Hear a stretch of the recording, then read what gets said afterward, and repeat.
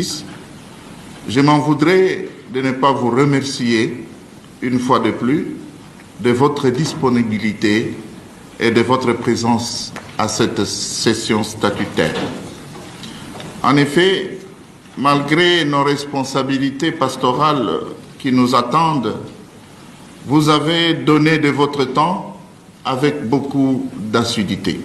Comme à l'accoutumée, nos échanges se sont ouverts par l'analyse de la situation socio-pastorale en République démocratique du Congo, une situation marquée par l'insécurité récurrente dans certaines provinces de l'Est de la RD Congo, notamment dans les zones où s'affrontent les forces armées congolaises et leurs alliés avec l'AFC M23 appuyé par le Rwanda, tout comme à l'ouest par le phénomène Mobondo.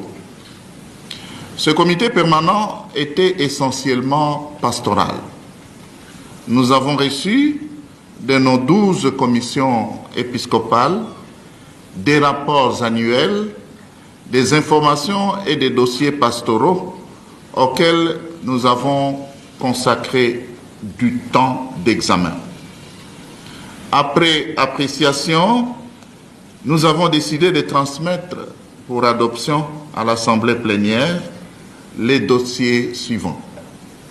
L'exhortation des consacrés sur la synodalité, l'instruction sur les filles avec grossesse dans nos écoles catholiques, les statuts des bilingues à Mwinda, les statuts des mamans catholiques. Le bon fonctionnement de nos structures ecclésiales requiert la présence d'un personnel disponible. Raison pour laquelle, conformément aux échéances statutaires de la CENCO, nous avons procédé au renouvellement des mandats et à la nomination du personnel à certains postes.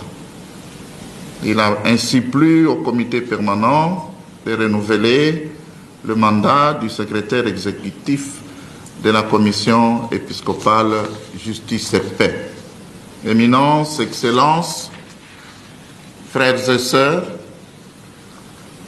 il ne reste plus qu'à vous renouveler ma profonde gratitude pour votre disponibilité, preuve de votre attachement spontané à l'Église Famille de Dieu qui est en RD Congo.